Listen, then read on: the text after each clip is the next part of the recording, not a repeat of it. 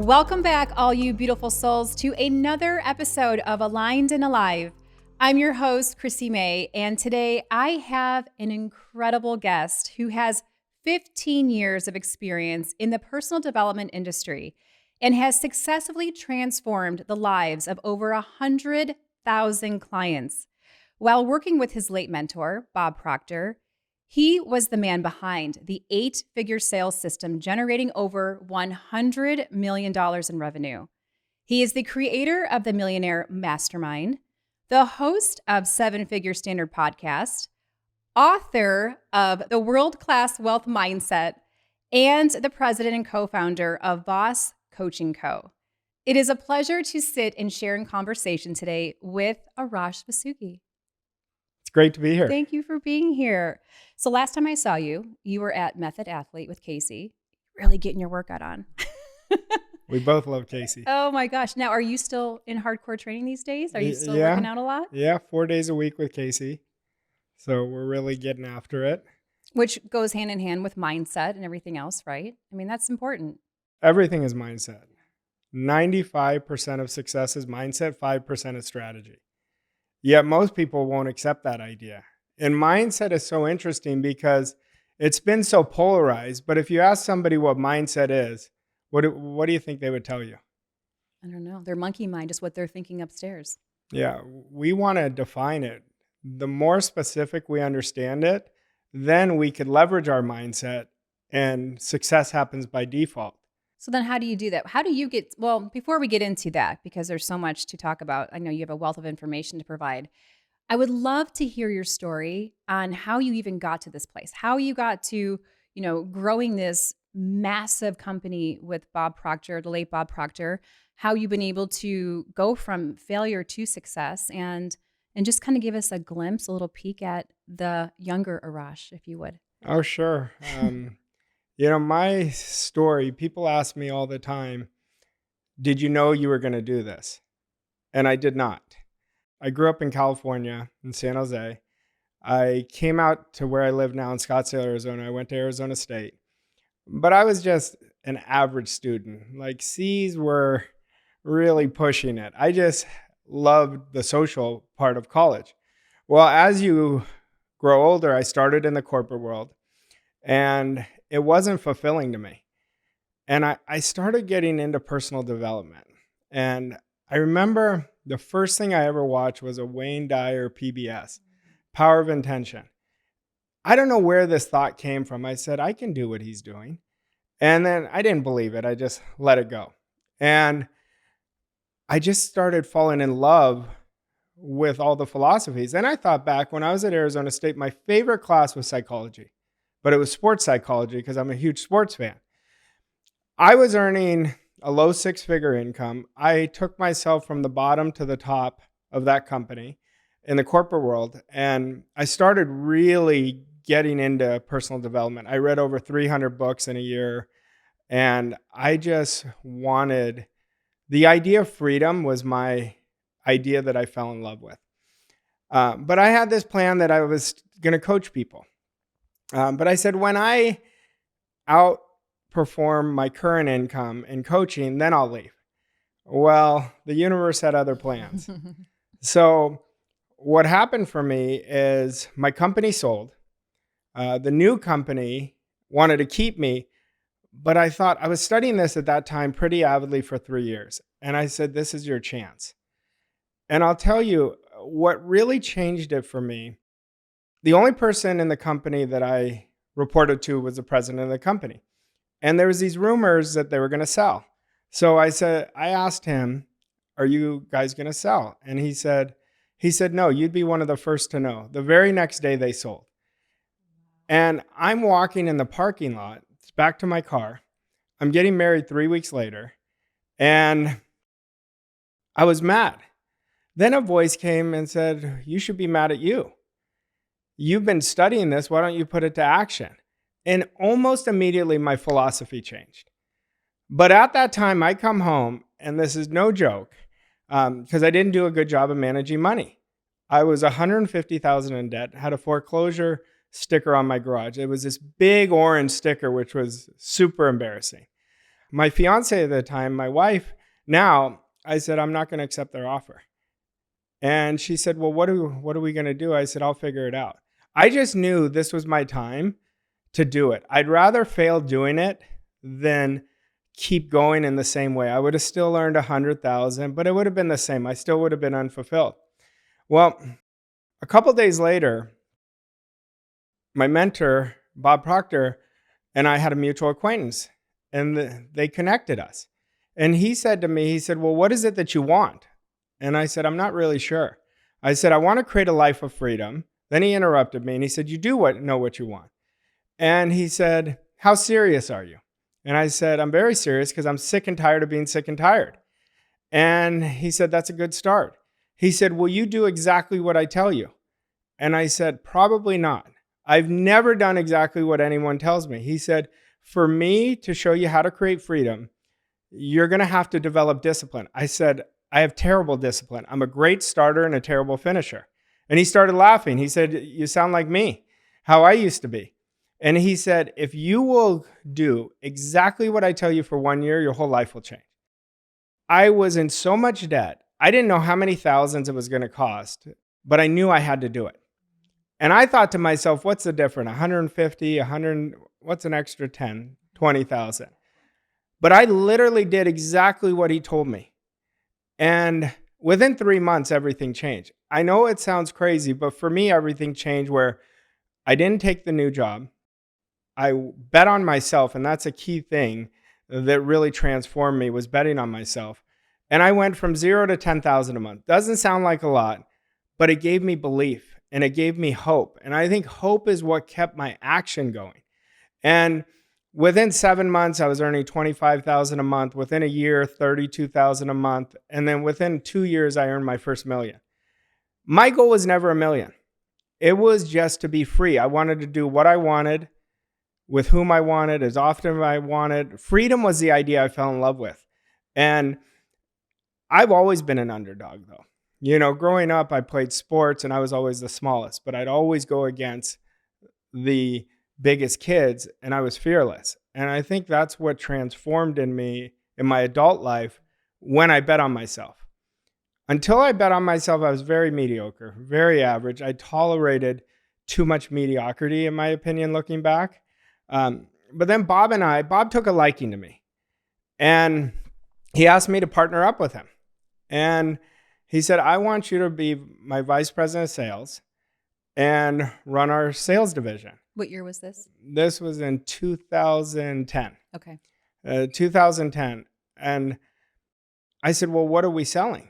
And the funny thing is, if you asked him his programs, he didn't do a great job of explaining it. So I said, forget it. I'll figure it out. And he's definitely the best teacher in the world. He was the best teacher in the world. He was a great mentor and a great friend. He was like a second father to me. But him and I just connected. And we were at each other's hip until the very end, until he recently passed. But during that time, I told him, you've got to let me, because I saw how they were running it. And I've been on the other side of coaching people and selling them into a program, and everything was fear-based. And I said, you've got to let me do it my way. The results always tell the truth. So he said, if that'll happen, I will let you do it your way. And we did, and we created so much success for other people. And then once he passed, I would have been with him another 20 years. I was so loyal to him. But once he passed, it was time for me to go because I outgrew the environment. And I have a core principle. Once you outgrow an environment, you have to leave. And once I left, I created my own company. In our first year, we did close to 8 figures. We're helping people in, I don't know how many, I think 60 countries last year. Wow. But I've had so much experience. You've got to understand, I have 17 years now of experience coaching people, and it's been an absolute blast. We were talking about it before we started. I think this helping people, everyone helps people in a certain way, but when you can help somebody wake up and reach their potential, there's nothing better. No better feeling. It really isn't.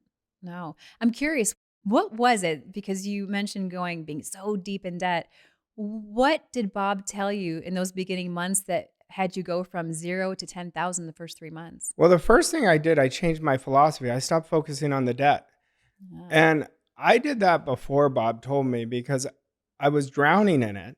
And I said, I can't do anything about what's happened, but I can do something about what I do going forward. And then he told me that. And so all I put my attention on was freedom. And I remember writing out every day, how can I? I would write the Mm. question, how can I? How can I earn X? And the first was 10,000 a month. Then it kept growing to 25, then 50 a month, then 100 a month. Same thing, but I was building a prosperity consciousness. See, money's an interesting thing. You have to understand the rules of money if you're going to earn it. And you want to make money your friend. So I shifted it and I healed my money wounds. It wasn't by accident that I was 150,000 in debt. And until I healed my money wounds, I couldn't attract money into my life because I didn't understand it. And so I started just learning the philosophy. And philosophy is such an interesting thing but philosophy changed my life. Philosophy is our automatic way of thinking. So you can watch anybody and you'll pick up their automatic thinking by listening to their language. If you and I were spending 24 hours together, I'd know what you're creating over the next year. You'll know what I'm creating over the next year. Because our day, I love this quote by Robin Sharma. He says, your day is your year in miniature. And I just started getting so good in my days. I just started winning my days. And you keep stacking day after day. And they don't have to be perfect, but your intent has to be perfect. So good, all of that. Yeah. And I truly believe that. So then for someone who is kind of new to the game, other season, coming in, what would you recommend for them to start flipping the script? Because when you're so knee deep in debt, it's very difficult just automatically to say, oh, there's $150,000 in debt. Let's just push it aside and just start thinking happy thoughts. Because, for someone who doesn't understand that process, if you could just bring it down a little bit more tangible, actionable steps that they could take to start shifting in that direction, what does that look like? What does that roadmap look like for the next, say, 30, 60 days out? Well, the first thing you want to do is you said the word is the answer, which was script. Mm. You want to write a script of your life a year from now. You've got to fall in love with your future. If you are not looking forward to your future, you're not going to be motivated. You're not going to create much in the present. So what I advise all my clients to do, if you were a new client, there's two things that I would do. The first two things I work with every client. Number one is I have them write a script of their life in the present tense, exactly how they want it to be in all areas of their life. But I don't just have them write it. I have them record it and listen to it 10 minutes a day because we have to rewire the programming. The second thing I do is I set up a morning routine. If you win your morning, you're going to win your day. And if you look back, or if I look back, I could share it with you. Like, why did I start winning when I was losing so bad? I started conquering myself. Until I conquered myself, I was going to do the same thing.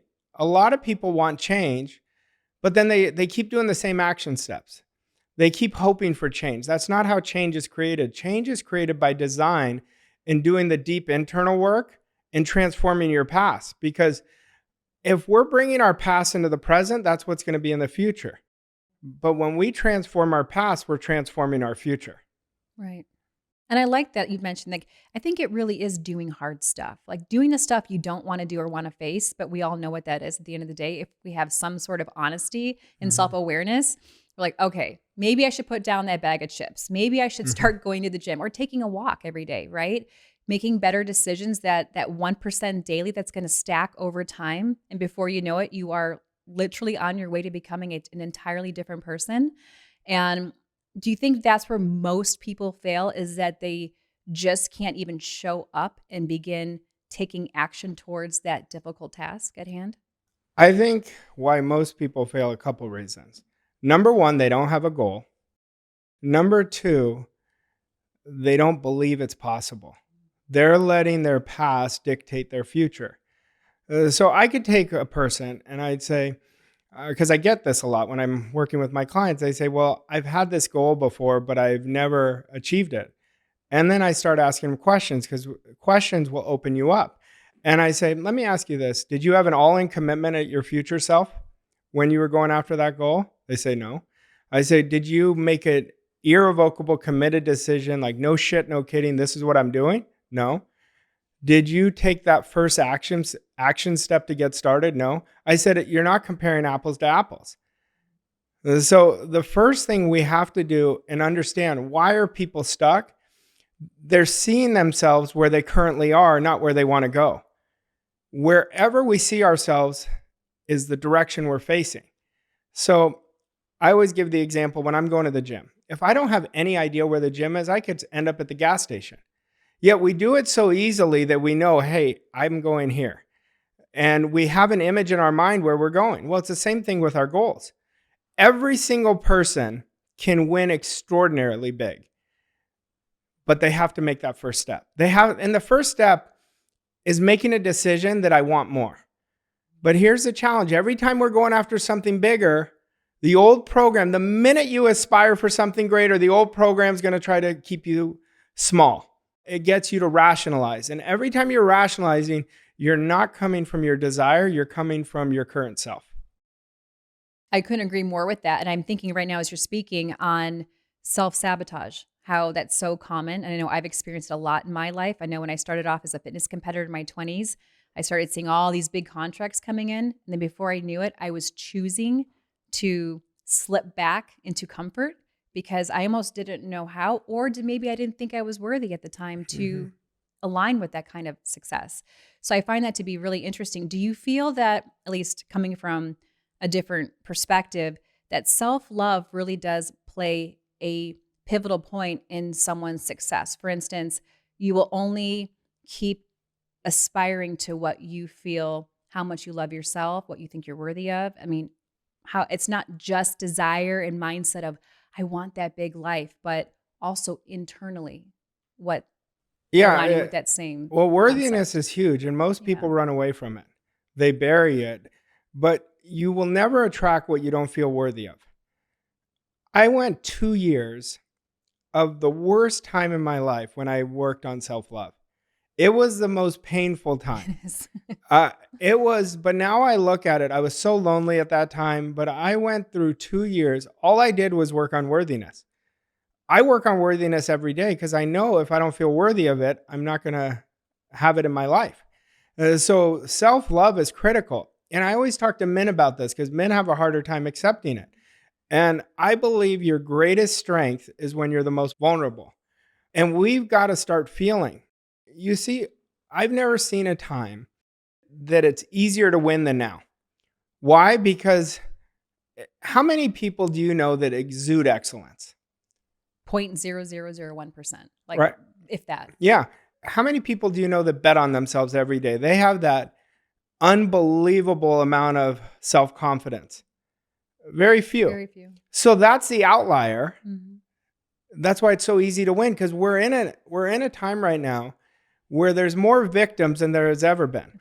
So if you take ownership, I'm the problem and I'm the only solution, you're going to be so much further ahead than the marketplace. And that's why I think it's so easy to win, but we have to do that.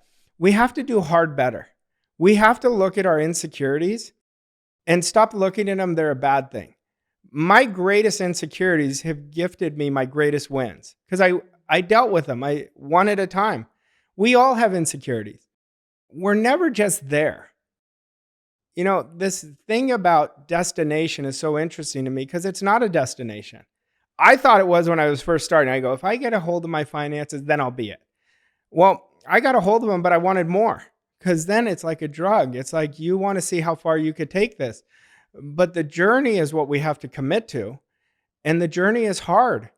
But if you do that deep internal work, if you do journaling, if you hire a mentor, if you do study yourself, that was the big one, is studying yourself. Because once I studied myself, I realized it wasn't just the sabotaging behaviors. What were the thinking pattern behind those sabotaging behaviors? So I found out my story. I'll tell you this, Chrissy, if I was starting over 17 years ago and I just picked up the first book, the Only thing that I would work on for at least 18 months would be my identity. Mm. If I was doing it over, I wasn't doing it right when I first got this information. I was doing too many things. But it all comes down to identity, because you can never outperform your identity. So that's what I would have made as my strongest foundation in the beginning. I like that. And I'd have to agree 100%. Even, I mean, we get wrapped up into societal programming and even programming from childhood that carries over. And really, do people sit and just like self-inquiry and really just sit there and go, why do I do what I do? Where did I learn that? Is it me, or is it an external force that's triggering me to think that's me? We can go real deep with it, but I love that you mentioned that, because I don't think people talk enough about that. It's more of read this book and then you'll be this amazing new person. And it doesn't necessarily work like that. I'll give you a story that like totally opened me up. I'm thinking about what you're saying, because I read the books. I was on YouTube. I went to seminars. I spent thousands and thousands of dollars and created no results. Then I met my mentor and I said, I've studied this and this. He said, you don't know this, you know about it. He said, all I have to do is look at your results. I said, son of a bitch, he's right. I was like, and then that's when I realized I didn't know how to study. And I said, well, how do you study? And he said, I don't read books. I read paragraphs. So he taught me how to study. So now, like, if I'm studying a book, I'll study 1 to 3 paragraphs, but I'll read it 5 times a day. And I want to become every word of those paragraphs that I'm studying. So I make it a part of my identity. See, what's a part of, if you want to look at somebody's identity, whoever's listening to this, if you're sitting there saying, well, I don't know my identity, I'll give you 3 cues. Number 1, look at your results. Number 2, watch your behaviors for a few days. Your behaviors always reflect your identity. And number 3, watch your commitments. So we've got to shed the old identity. And how you do it is building a significant personal standard. Your standard is your DNA to success. It's your foundation. What happens is you have to have a vision. You have to know, how do I want to live? Your vision creates your philosophy. So you got to start thinking like that person. Your philosophy creates your standard. Your standard creates your story. Your story creates your identity, and the identity creates the results. And there you go. Did you guys all get that? I mean, it's really that simple.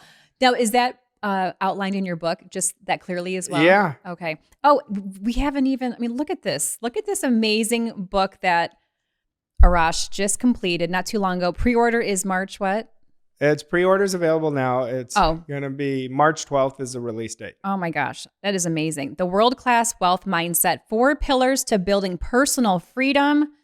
Who does not want that? Or who doesn't need that? Yeah. Think about that. This is incredible. So do you outline that in this book as well, as far as what you just discussed? The book, I deconstructed everything that I did and that I continue to do that took me from being 6 figures in debt to creating multiple 7 figures and creating an 8-figure business. Success is not hard. It's a few disciplines compounded over time. Yet people think they can do it. She can do it, but I can't. And this is the rule you want to understand. If one person can be free, anybody can be free. If one person can be wealthy, anybody can be wealthy. We have to start understanding who we are. We have infinite inside of us. I don't have more infinite than you. You don't have it more than we. We've all been gifted the infiniteness by whatever you believe in.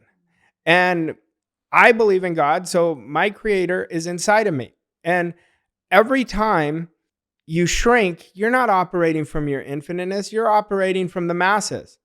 And if you continue following the masses, this is the truth, what I call it. I say anyone who's following the masses, they're following the asses. Yeah, that's good. And because how many people in the masses are making big things happen?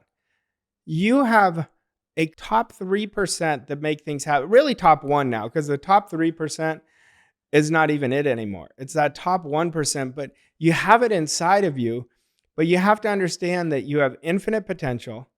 Right now, everything that has happened in your life, my life, in your life, Chrissy, has prepared us for what we're about to do. That means the failures, the successes, the times we didn't take the actions, the time we negotiated with ourselves. Everything is just about what we get to do going forward. I like that you said that, negotiating with ourselves. How many times do we all sit in negotiations day after day? Gosh, that's so good. I've never heard someone say that. Negotiation is the biggest self-sabotager. Mm-hmm. Out of any of the sabotager, I'm going to wake up at 5 a.m. Then the alarm goes on. Nope, didn't get up. I'm going to go to the gym. Nope. I'm going to get out of my comfort zone. And they don't do it. And so when we are talking about self-love, the greatest form of self-love is never negotiating with ourselves.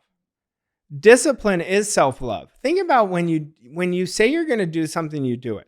That's all discipline is. I think one of the best things that I learned when I was not winning, to what created winning, was I created discipline. But I used to think discipline was doing the activities. That's not the discipline. That's the effect. Discipline is accepting and rejecting ideas that are in harmony with the person you want to become. And that's what creates discipline. The activities happen by default. It's just the effect.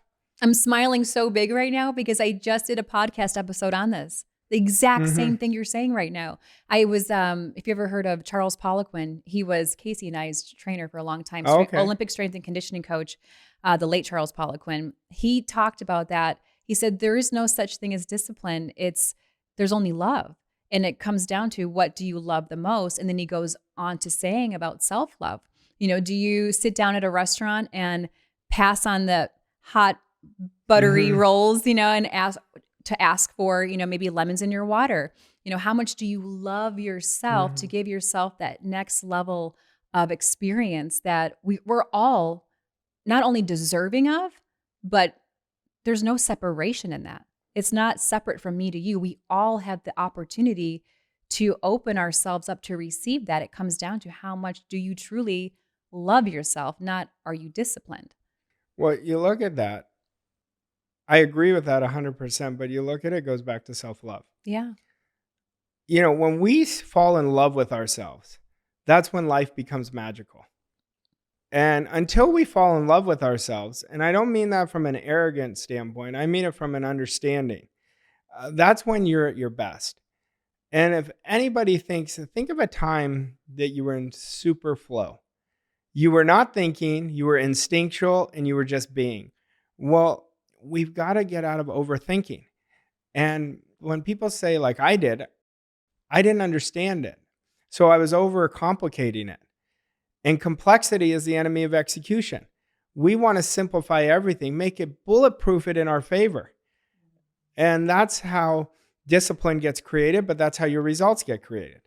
And wouldn't you agree, the circle you hang out with, your circle of influence, your environment, I feel like is one of the most important parts of it. You can't change you until you change your environment. Yeah. There's a great book called Connections. And there's this research done that says you're not just connected to the 5 closest people to you, you're connected to their 5 and their 5. So right now, you and I are connected. So I'm connected to your 5 right now. And you're connected to my 5.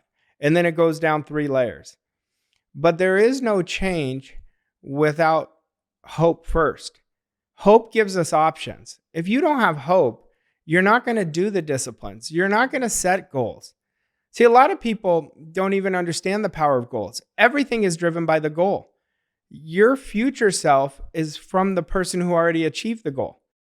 But we don't just want to have a goal. We have to turn the goal into a desire. Until it's a desire, it's still in our conscious mind. Mm-hmm. And your subconscious mind creates 96 to 98% of all your results, perceptions, and behavior. But when I was reading all that book, I was just gathering information. It was just in my conscious mind. But when we plant the goal and dump it in our subconscious mind, then the whole universe conspires on your behalf to make it a reality. But if it's in my conscious mind, it's not going to go anywhere. So along that thought, have you done any sort of hypnosis or NLP work to help make that process easier? It's so funny. I did unconsciously. I didn't know I was doing it. But I remember I used to go to sleep. I had this sleep pillow when I wasn't succeeding. And I would listen to affirmations over and over again. It drove me crazy because even though I had it slightly, I still couldn't sleep. But I was doing neuro-linguistic programming, but I didn't know I was doing it. Now I have a formula of exactly what to do, of how to get a belief installed. What is that? I love to learn it because I'm always up for Yeah. something new and different. There's two things. There's auto-suggestion, which is a suggestion from yourself to yourself. But what I do for myself, and all my elite clients do this, is number one, you have your goal. Let's say somebody wants to let's say they're earning $100,000 a year. They want to turn it into $1 million. So you auto-suggest something similar to this. I'm so happy and grateful now that I'm earning $100,000 a month and I love it. And I'm happy, I'm healthy, I'm wealthy. It is done. Mm-hmm. But then you repeat that with emotion every 3 hours for 2 minutes. 3 hours for 2 Every minutes. 3 hours. I have them literally put an alarm on their phone. But most people won't do it. They say they want it, but they won't do it. But the ones that do it, within 30, 60, 90 days, they've accepted that idea. Then number two is mental rehearsing, where you're seeing yourself. I'm going to use the same example. You're seeing yourself of what you would see that you're earning $1 million now. What would you experience? And you see it in your mind like it's already here. What would you hear? What would your close friends tell you? They're congratulating you. Oh my God, Chrissy, it's so inspirational what you've done. I'm watching you. It's unreal. The plane's taking off at Scottsdale Airport. I can feel it right now. The engine's revving. Yeah, and then feel the leather in the plane. Yes. So you do this every 3 hours for 1 minute after you do the auto-suggesting. And that is how you're reprogramming yourself. We've got to understand, our current program is running 95% of our day. So my day, unless I consciously want to create a new part of that program and I'm willing to put in the discipline, it's on autopilot, 95%. So really, at the end of the day, it comes down to being super intentional, like massive intentionality is what it comes down to. Yes, everything you do has to be purposeful. Mm-hmm. And intention is frequency of thought. But thought is a currency. So when we're thinking and lacking limitation, we're literally flushing our future down the toilet. And I'm being honest. I'm being very direct about it, because this isn't about positive thinking. This is about accurate thinking. If you watch what you're thinking about, you'll know why you've created what you're doing, because the thoughts create the feelings create the actions, and the actions create the results. Truth. So then how does someone get out of their monkey mind when they find themselves in that trap of, it happens to all of us, right? Mm-hmm. So like, what is your go-to thing to snap yourself out of it when you probably never go there, but if you do find yourself going down that slippery slope, what do you do? I still go there from time to time. Okay. The old program still tries to come in. You've literally got to get a PhD in accepting and rejecting ideas. See, we have thought energy coming in and through us within a couple seconds, and we're either choosing the positive or the negative side. But let's say, using that example of somebody who earns $1 million, the thought comes in, can I really do this? Reject. If one person can do it, anyone can do it. And so you've got to talk to your programming, that voice inside of you. It's a bully. It's a con man or con woman. And how do you deal with a bully? You stand up to him. So anytime I'm aspiring to do something greater and the voice comes in, I said, get out of here. I said, I've done it your way my whole life. All I know is this is what I'm doing, and I am willing.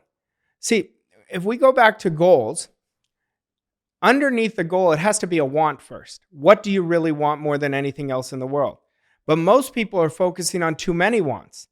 So we've got to focus on the one want that means the most to us this year, in 2024. And now we've got to turn that into a desire.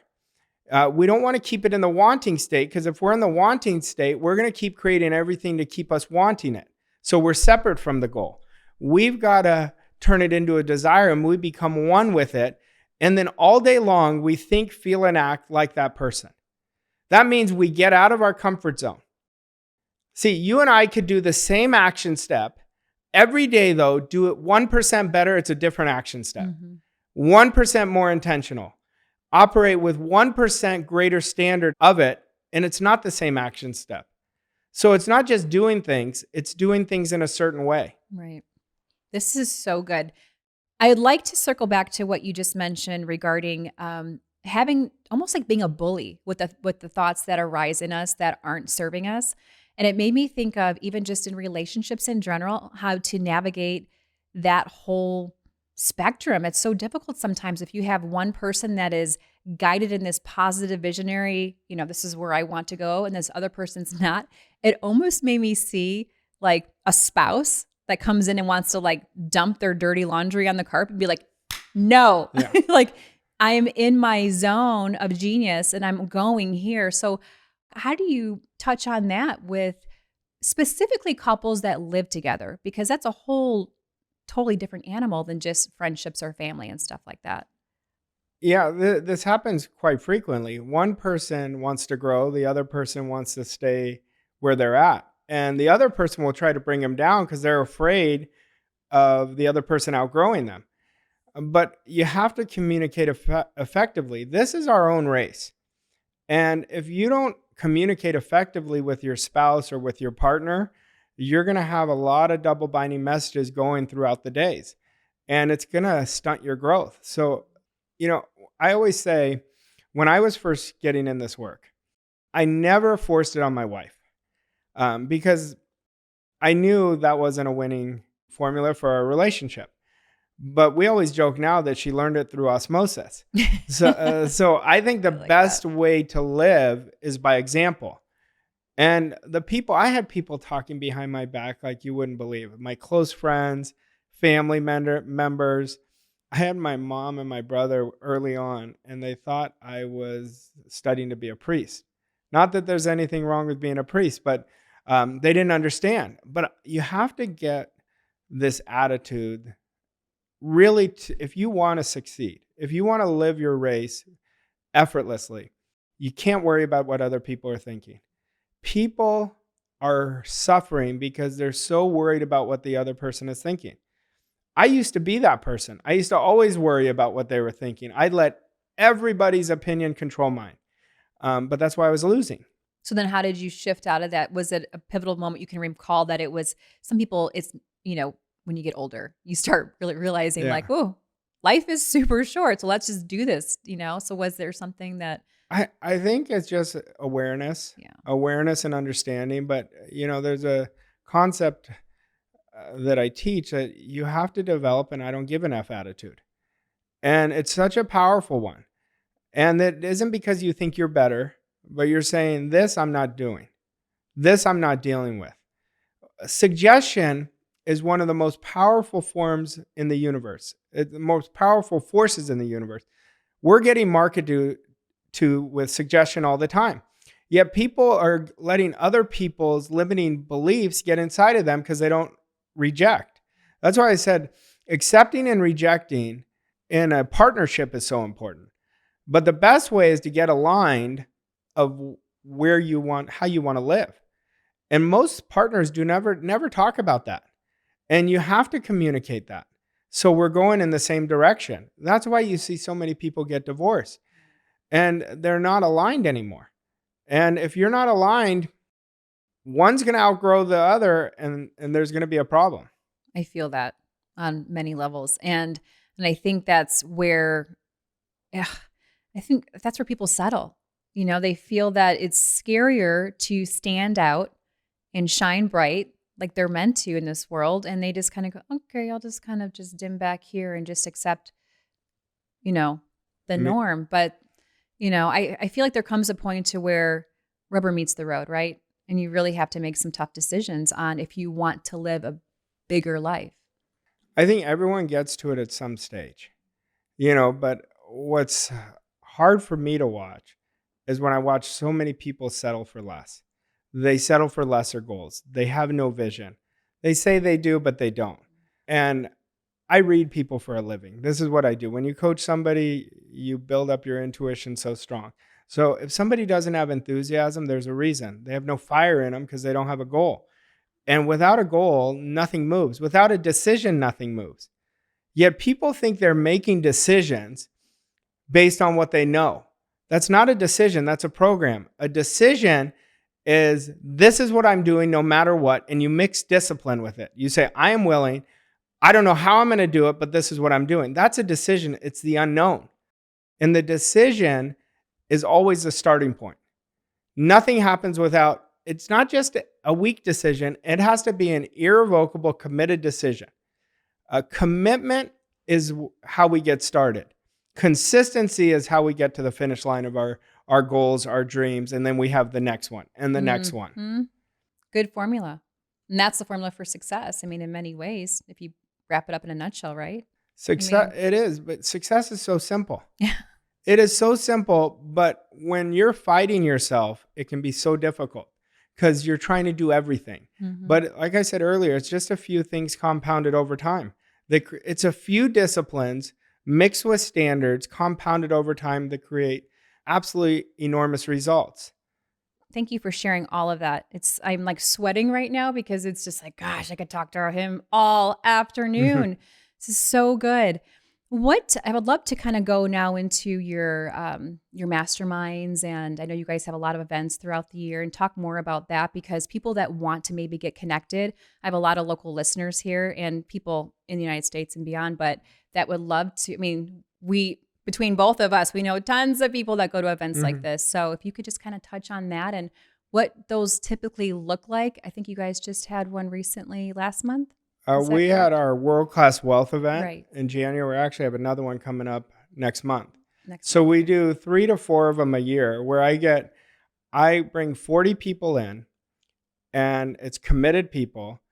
And we spend 3 days putting the processes, the protocols, and the mindsets in on what to do. And if you came and observed the event, you will see that they keep coming back. We have so many repeat people because their results have gotten so significant.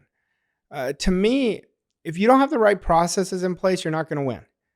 We have to know what those processes are. So I work deeply with them and take them from where they are to where they want to go. I teach them how to sell.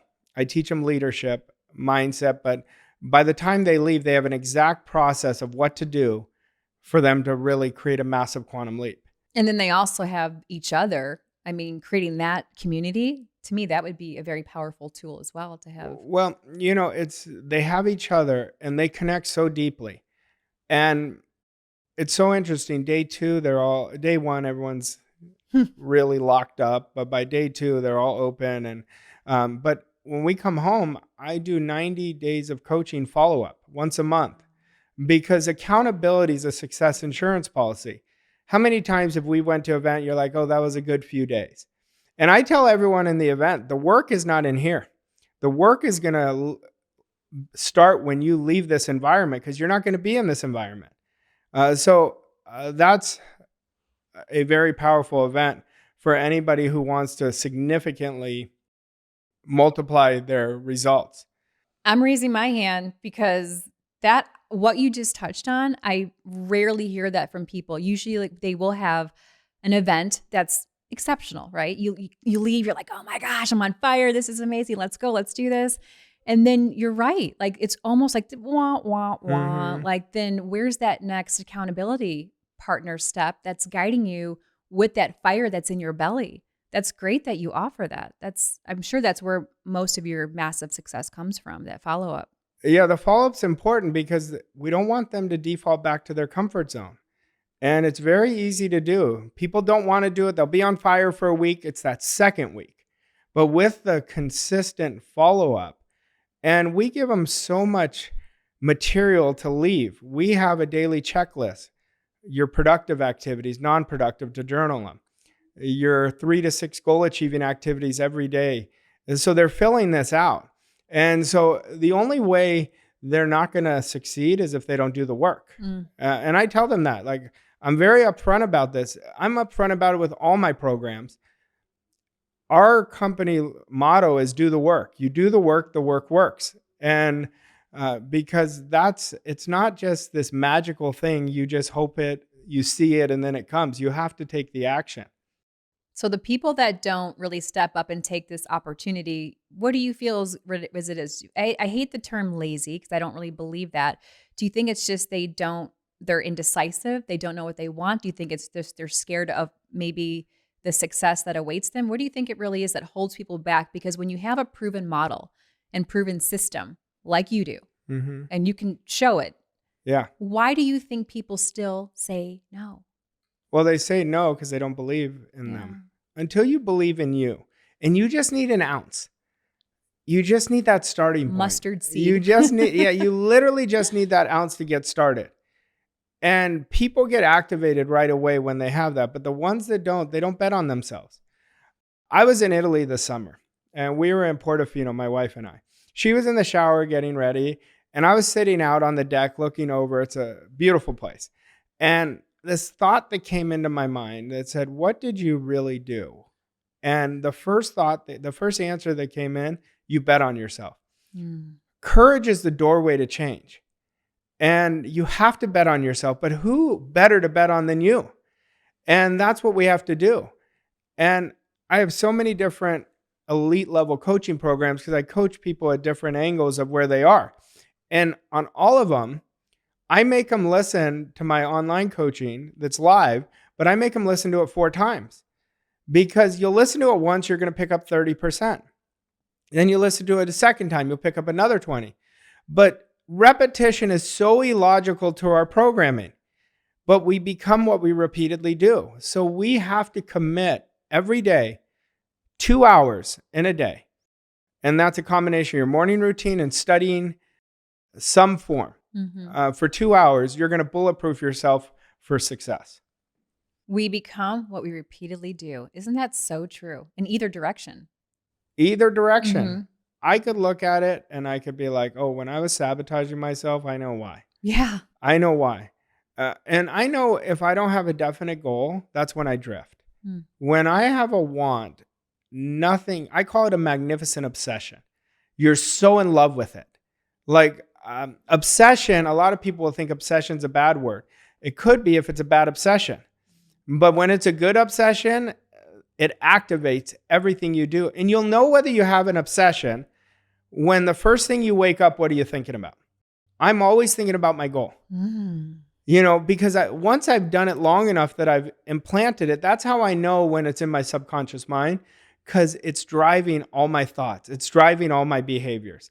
When I start getting FOMO to something and I say no, because a lot of people are not doing things because of fear of missing out. And you have to really lock yourself in for a period of time and commit and forget about what anybody else is going to think.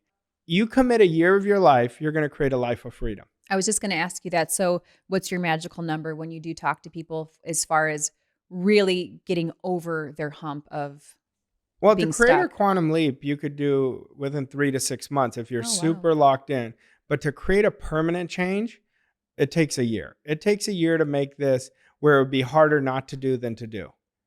So if we look at our habits, everything comes down to habits and attitudes. Like this podcast we're doing, there's an attitude towards it. People's relationship to money is an attitude. Their relationship with themselves is an attitude. Identity is an attitude. So it always comes down to attitudes and habits. But to build one habit in your identity, on average, it takes 66 days. That's on average. I've done it quicker, but that's average. So if we think about that, if we just focused on 4 identity-based behaviors, let's say one of them was doing it now. I act on everything right now. That would change somebody's life. How many people say, I'm going to do it when the time is right? I'm going to do it when the kids go to school. I'm going to do it after this project gets done. No, you lost it. You didn't seize the opportunity.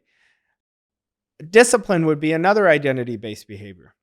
Living with a significant standard. Using your term 1%, which I use a lot with my clients, but defining that 1%. I'm going to be 1% for the next 30 days on my actions. I'm going to do it 1% more bold, 1% more confident. But everything I'm going to operate with is with a swagger, with this confidence, with this dog. That's when the life changes. So good. You're speaking to me right now because mine for this year was having tough conversations and having a mustard seed of courage to finally do everything that's scaring the crap out of me. Like that's really where I've dove into the last 8 weeks, and my world has shifted almost overnight. And not just my outer world, but my inner world, more importantly, where it's now allowing me to step higher and deeper into my purpose and passions. So it's absolutely spot on what you're saying. I mean, I feel it. It's so interesting. I talk about this a lot because a lot of people will say tough conversations like you do. And I say they're just conversations. Yeah. They're only tough in your mind. Yeah. People respect honesty. They respect transparency. So let's say you and I had a conflict and I'd say something you did or you say something I did bothered you. I would want to squash that right away, but I would make it small in my mind, not big in my mind. A lot of people who have resistance to what they call as confrontation is just a conversation. But when you go out of your comfort zone, this is out of your comfort zone, I can tell, which is increasing your identity significantly. So what you're doing for yourself, you have no idea behind the scenes what you're doing in such a positive way. And even one positive behavior we put in ourselves like this, having tough conversations, is increasing your life. I know we're running on time, but I have to ask a few more because this is so good. And I think this is where a lot of people are feeling stuck, at least people I talk to on a daily basis. So how do you navigate that when you're having, I love your perspective on it. I've never heard it that way, but how do you navigate it when the tough conversation is because of how the other person reacts and doesn't, calmly respond when bringing those up? That's where, so that fear is valid because of the reaction they're going to receive from bringing up A, B, and C tough conversation. But that's none of your business. Your business is to step into your power. And it's just feedback. If they react, that's their shit. So the thing is, we can't be attached to the outside world. See, every day I have these 3 ideas that I bulletproof myself. I told you earlier, we have to conquer ourselves. So the first thing I ask myself is, do I have a goal that inspires me? I'll be like, yes, I built that goal. I really want it. Number 2 is always outside conditions and circumstances. I cannot let the outside disturb me. If I do, I'm giving away all my power to the outside. And number 3, I have to listen to understand. But when I say listen to understand, listening to myself, the conversations I'm having with myself are going to show me. And all of us, I'm at the top of the list here. Our biggest obstacle every day is our present results. If we let our present results say, oh, I got to be careful because I didn't have my best month, you just lost. You can't let your present results control you. Everything has to be dictated by your future self.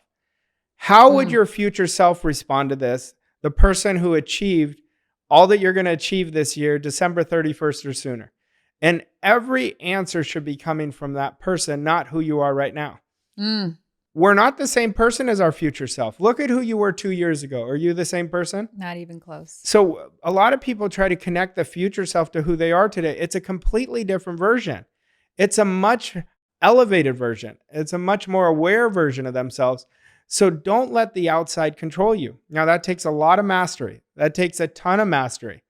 I remember I was working with my mentor and we were working together. This was several years ago. And I said, I'm stuck. And he said, well, why are you stuck? I said, because I'm letting the outside control me. And I said, I know what you're going to say. It's my attitude. And he said, it is. And I knew it because I'd be really high when things were going good, but I'd be just as low when things weren't going well.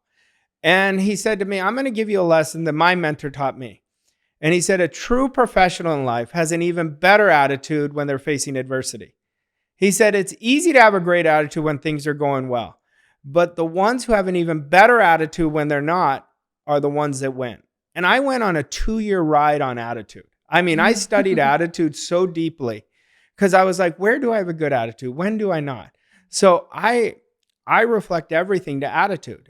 Like you have a bad attitude, bad result. Because our attitude is our thoughts, our feelings, and our actions. They're not just our thoughts. It's connected with a feeling and the actions we take. That's how you create results. I want to just all afternoon, have conversation. Like, this is so good, Arash. This is so good. And I would love to have you back on the podcast in the event that you have some time in the future. Oh, Because definitely. this is all amazing. I do want to just remind everybody the world-class wealth mindset, 4 pillars to building personal freedom, is available right now for pre-order. And I want to wrap it up with a speed round if you're okay with it. Sure. All right. We have some questions here that he has no idea what they are. So I named this speed round Getting Activated with Arash. And I think it couldn't be closer to the truth because you definitely know how to activate people. So are you ready? I'm ready. All right. What was your very first job? I worked at Express. I was stock boy. Wow. I would never have thought that. What books have shaped your career the most? Science of Getting Rich is my favorite book of all time. Another one was Psycho-Cybernetics. And if anyone's listening and wants to improve their self-image, I'd start with Psycho-Cybernetics. I started reading that. I haven't finished it. So good reminder. Who has made the most influence in your life? Professionally, Bob Proctor, no question. Personally, my family and my wife and kids. I'm going to cry right now. What is the hardest challenge you've had to overcome? Oh, that's a good one. I think the hardest one that I had to overcome was when my mom was nearing the end and she got onset of Alzheimer's. It was probably the hardest thing. I've always faced challenges and I wanted to run. So I could tell you, I didn't run, but that's like the emotional feeling. So that was probably the hardest one. And rightfully so. What is the most embarrassing moment of your life so far? I was in college and I was visiting friends in Cal Poly at San Luis Obispo, if anyone knows it. And we were out at the bars and I had to go to the bathroom. There was no stall. And I had to go number 2. And anyhow, then I had a friend come and he just put his hands out to guard it, right? There's no toilet paper. And the guy who ended up giving me the toilet paper, it was right when UFC started, was Ken Shamrock. So if anybody knows who he is, that would be it. Oh my, that's probably one of the best embarrassing moments you could ever have wished for. Yeah. In such a weird, fun way. What is your proudest accomplishment? Being a father is by far my most proud accomplishment. So good. What's one idea that you think the majority of people get wrong? Service. They don't know how to serve. They serve conditionally. Your ability to improve your service will skyrocket your income. And a lot of people think they're great givers and they're very conditional. You know you're a great giver where you want nothing in return. That's going to be the highlight. One of the highlights. What is one of the best or most worthwhile investments you've ever made? It could be an investment of time, money, or energy. Mine for sure was mentorship. I don't know where my life would be. And it's key to get the right mentor. So you always want to measure it against somebody that's already performing the results that you want to perform. And I always tell people, never listen to people unless you want to switch spots with them. It's great advice. What can people expect from you next? Big things. Big things. We're building so fast. I mean, what I'm most grateful for is we're constantly adding new programs to help people. I'm always wanting to make it more simple for people. Like just in this year, we created 6 elite level coaching programs. And the clients' results have been incredible. But I'm always thinking of how can I help better? If I don't get one person that can do it, I'm like, why not? Like, I want to make it so they can do it. So I will tell you, I always feel like this. I'm just getting started. And that level of service and integrity is why you are doing such great things. Thank you. And last one, what is one final thought you would want to leave our listeners with? I'll give you this one. And it was one when I was struggling, is what you think you can accomplish is not even close to what you can accomplish. When you make a decision to bet on yourself, you're putting everything in front of you, setting you up to win. But until you make that decision to dream more, like really spend time thinking, how do I want to live? I was in a seminar one day, and I was in the front, and I was super shy, insecure. And I remember my mentor said, all you guys are going to leave, and only 3% of you are going to do the work. And he said, make sure you make the decision you're one of the 3%. And I remember sitting there, I said, I'm going to do it. Mm-hmm. Even though I didn't believe it, that's what I said to myself, but I honored that. So when we hold firm to a big dream, it activates something in us. And if you don't have passion right now, you're just drifting. You've got to lock in on how you want to live. Forget about the money, forget about fame, forget about any of that. It's how do I want to spend my days?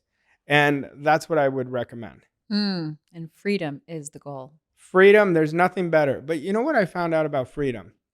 Going back to my story when I lost my job. I had no money at the time, very little money.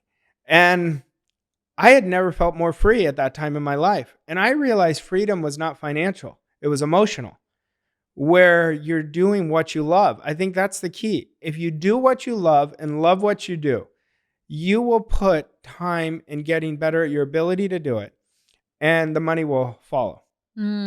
So good. Yeah. And I love what I do, and I love having you here. You guys have taken the time. Veronica, your wife, is absolutely amazing. I'm just so grateful for all of you and you being here and giving such wealth of information, not just the wealth of mindset, the wealth of information you've poured out and poured into everybody is exceptional. So thank you so much. Oh, it's my pleasure. I look forward to coming back. Oh, I can't wait. And then where can people connect with you on? I know you're on Instagram. I'm on Instagram. They could follow my 7-Figure podcast. They can go to my website. It's www.vosscoachingco.com. Okay. One of the things that I really make it a point, I'm not an arm's distance away from my clients. I work closely with them. You can email me at hello@vosscoachingco as well, and I always get back to you. I love it. And I'll have all those in the show notes so everybody can easily access, grab it, just click and go. I always got your back. I never make it hard for anybody. So we'll have all that dialed in. All right. Awesome. Thank you so much. Thank you so much. Make it a great day. Beautiful day. Prosperous day.